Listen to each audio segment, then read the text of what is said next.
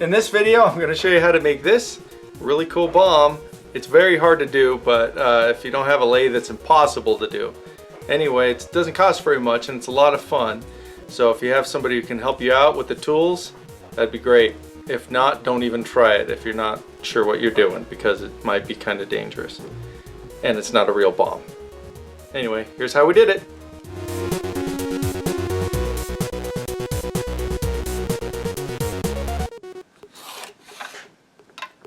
So I got a piece of wood that was just laying around. This is a 9.5 by 1.5 inch piece of pine, and I just cut it into sections. And you can use shorter pieces. I ran out, so I used 2x6 on the very ends because it's going to be cut and rounded. It doesn't all need to be the same size like a cube. So I lined them up and drew a line down the center of each one, which will help in gluing later. And because I couldn't find my compass, I'm using calipers to draw a circumference, and I realized that this needs a little bit more wood, so I'm adding some in the center. And I'm lining it up so that all the wood is in the right order and it looks good. You know, because this is garbage wood, I have knot holes and things in it. So now I'm just cutting off the corners so that I don't have to spend as much time on the lathe. The next thing I did was spread on a lot of wood glue. Then I lay on another piece, spread on lots of glue, lay on another piece, spread on lots of glue, lay on another piece, and spread on lots of glue, lay on another piece, spread lots of glue. Just keep on stacking and gluing, and it's best to use too much glue rather than not enough. Then this is really awkward, trying to clamp it.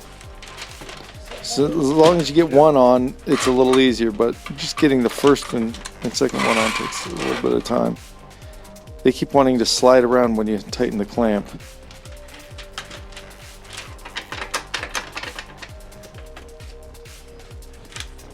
And check this out, this high speed, but it looks like a stack of waffles. I sped up that footage. So I got 4 clamps, tightening it as much as possible, and then I'm going to let it dry overnight.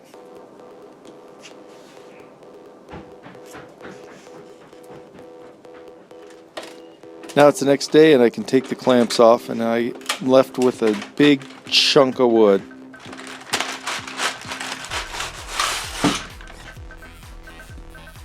Rather than try to grind all this down on the lathe, I'm going to remove as much as I can with just a chisel and hammer, and it chips off pretty easy, just splitting it.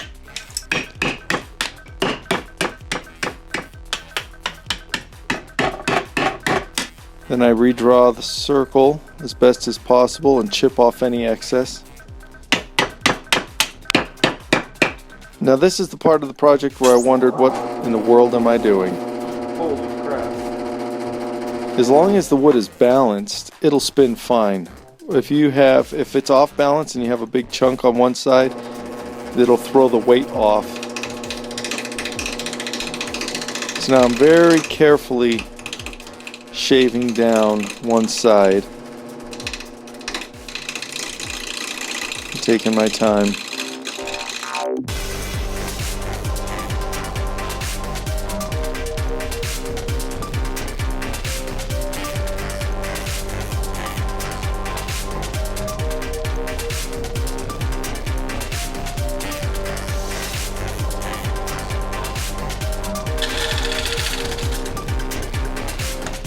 And once I get to the other side, I can turn it off, and rather than shave it down, I can chip it off.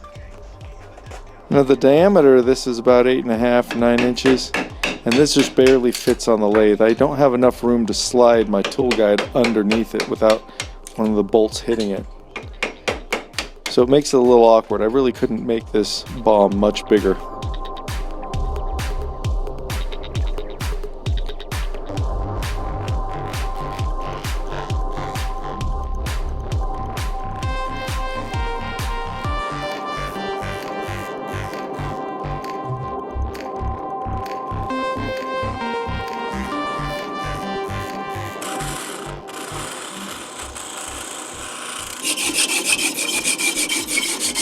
Now here there was a big gap in the wood because the wood was warped that I used. I really used junky wood, and it left a big gap, and so I shoved some wood in there, a sliver of wood and some glue, and now I'm just cutting it down.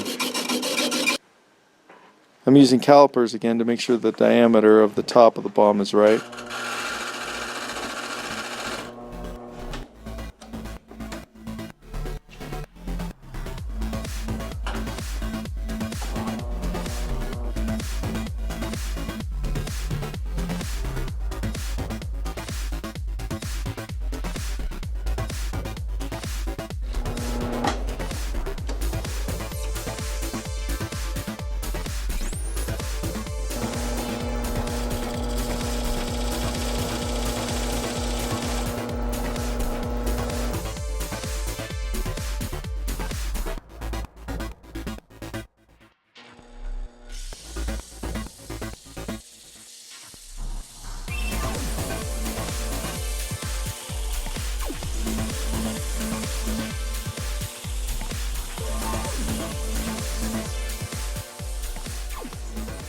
I'm left with a pretty nice shape. It's got some gouges and cracks, some chips and little holes I need to fill in, so that's where you need to get some Bondo. And this stuff kind of smells, but it dries really quick, so you got about a minute to 2 of mixing. It says 2 minutes. I think, 40 seconds is good enough, as long as you do a good job. Then you just smear it all over where all the cracks are. Want to get it in the cracks, but not too many high parts. Don't make any little mountains. It's just more work later. So smooth it down as best you can. And then just 5 or 10 minutes later, depending on the room temperature, it'll be dry and stinky. So then I sanded it down, and here I'm using a final sanding of steel wool. If you don't know, steel wool is awesome for sanding wood. It actually puts a nice polish on the whole thing. Now, if the Bondo didn't fill in every crack or gap, you can just put on more. Don't worry about getting it perfect the first time. Just fill in any additional cracks you might have with another layer of Bondo. And here I'm getting as close as I can to cutting it off without it breaking.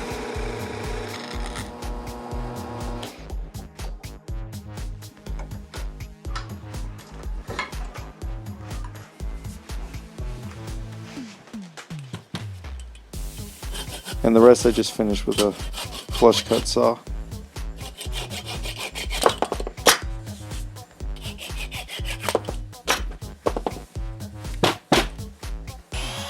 Now this is the part of the project that you think, this is so uncomfortable. It's such a wrong feeling pressing a drill way down into your crotch like that. But I didn't know how else to do it. It worked, but just be careful. A little bit of primer on the top. And I didn't show it, but I use a slight metallic paint for the top. And then I taped it up to mask it. And I'm just spraying on a navy blue. On the windiest day of the year. Why is it when I always spray paint outside it's windy?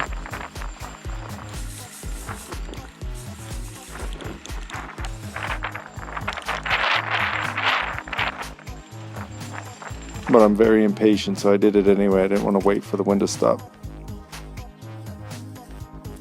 Here I'm peeling off the masking. Looks nice so far. And you can get this rope at hardware stores. It's cheap. I can't remember exactly, but I think it's less than $1 a foot. It's just, nylon, so you can melt it, which is important because you don't want it to fray. As always, be super safe with power tools. You could really get hurt. Always use eye protection, and if you don't know what you're doing, ask someone for help who does know what they're doing, because it's not worth losing your eyeballs or fingers or anything. A few minutes later, it's cool, and you can shove it in the hole. And that's it. it worked really well. It worked out better than I thought it would. So I hope you had fun watching this. Please like, comment, and subscribe, and have an awesome day.